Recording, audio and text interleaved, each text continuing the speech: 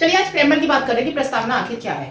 तो ये मैंने पॉइंट्स लिख रखे हैं, अभी भी क्लास खत्म हुई है, तो चलिए पढ़ते हैं। प्रेम्बल, प्रेम्बल ये क्या है? मेंस को आंसर राइटिंग में लिख सकते हैं, प्रीलिम्स और मेंस आंसर राइटिंग में दोनों में एक होगा, और ये एनसीईआरटी प्लस लक्ष्मीकांत का मिक्सचर है। इसके अलावा आपको और कोई बुक्स पढ़ने की जरूरत नहीं पड़ेगी। तो ये क्या है? ये हमारे संविधान का लघु एवं संक्षिप्त परिचय है। प्रेम्बल क्या है? लघु एवं संक्षिप्त परिचय। और यह पुस्तक है के प्रस्तावना के समान है। किस पुस्तक के समान है ये प्रेम्बल? ये पुस्तक के समान है। क्या है? प्रस्तावना। यह बतलाता है कि संविधान किस उद्देश्य या लक्ष्य से लिखी गई है। यह हमें क्या बताता है?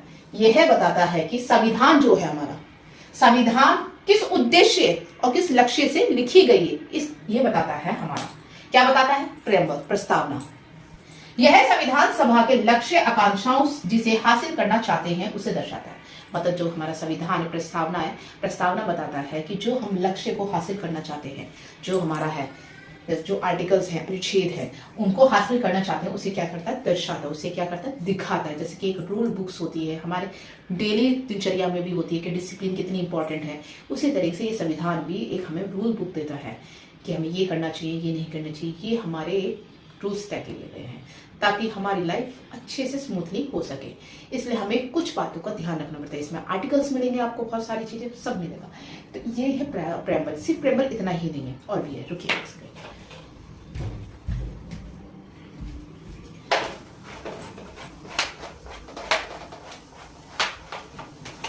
ये आपको नोट्स बेटा कहीं नहीं मिलेंगे, कहीं नहीं, सिर्फ आपको इसी चैनल्स पे मिलेंगे। जिसने भी फॉलो नहीं किया वो कर लीजिए अगर अच्छी लग रही है तो।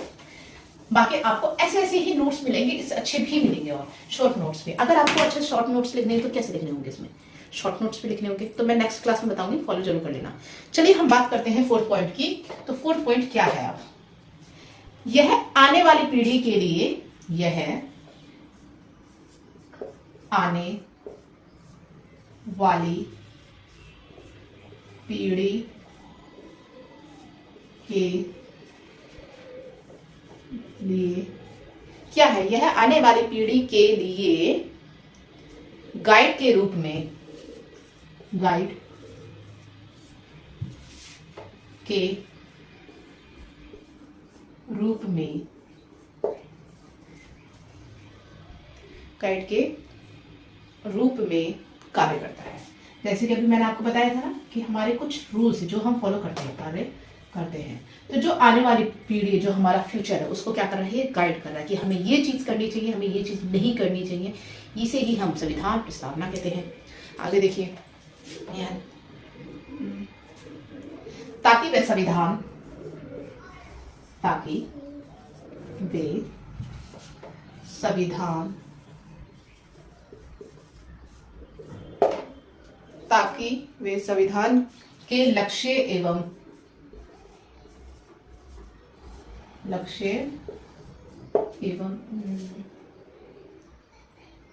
उद्देश्य को समझ सके, उद्देश्य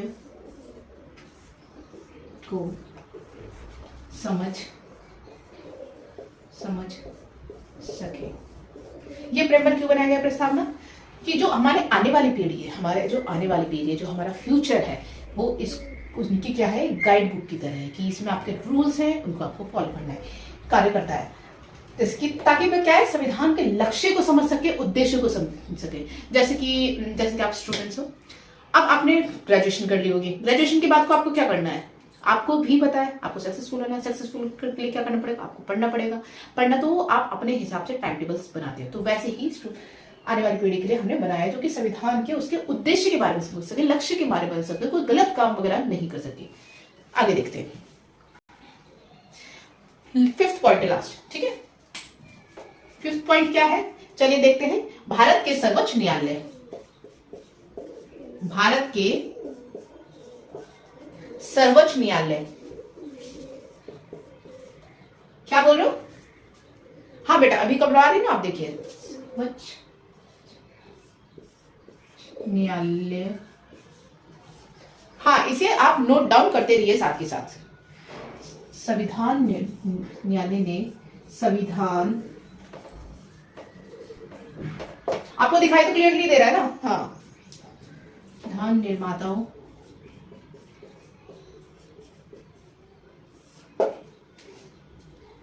के मन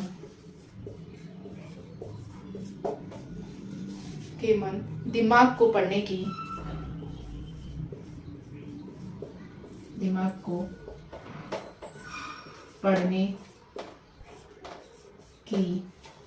भारत के सर्वोच्च न्यायालय ने संविधान निर्माताओं के मन दिमाग को पढ़ने की कुंजी के रूप में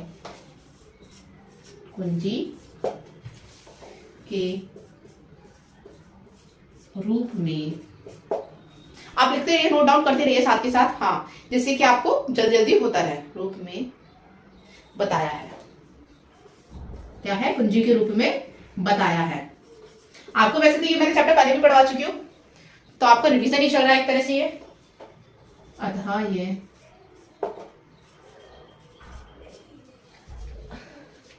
तो ये विधि की समीक्षा में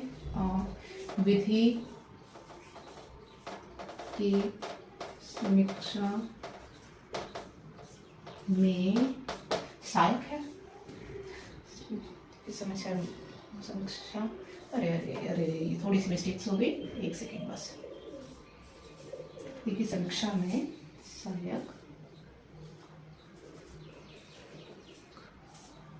हाँ, पहले नोट डाउन कर लीजिए बेटा। मैं हट रही हूँ बस बेटा साइड। चलो नोट डाउन कर लीजिए पहले फर्स्ट।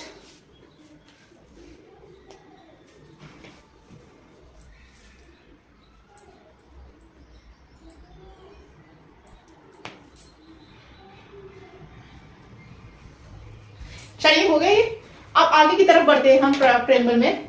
हाँ, मैं शॉर्ट नोट्स की तरह करवा लेती। मैं भी यही सोचू बहुत लॉन्ग पढ़ रहा है ना। आप जैसे कि मैं बोलती जा रही हूँ, तो मेंस राइटिंग में तो अच्छा ठीक है, मैं प्रीलिम्स और मेंस दोनों के हिसाब से करवाती हूँ ताकि आपको इजी पड़े। आपको नोट्स चाहिए बेटा, चैनल को फॉलो कर लीजिए। आपको नोट्स भी टेलीग्राम आईडी पे बहुत जल्दी ही प्रोवाइड हो जाएगी। हाँ, आप यह क्लास क्या है ना, डेली चलेगी। ये क्लास डेली चलेगी ताकि आपको अच्छे से क्लियर से प्रॉब्लम ना हो। ये डेली चलेगी, जो भी बच्चा पढ़ना चाहता है वो पढ़ लेगा बेटा। देखो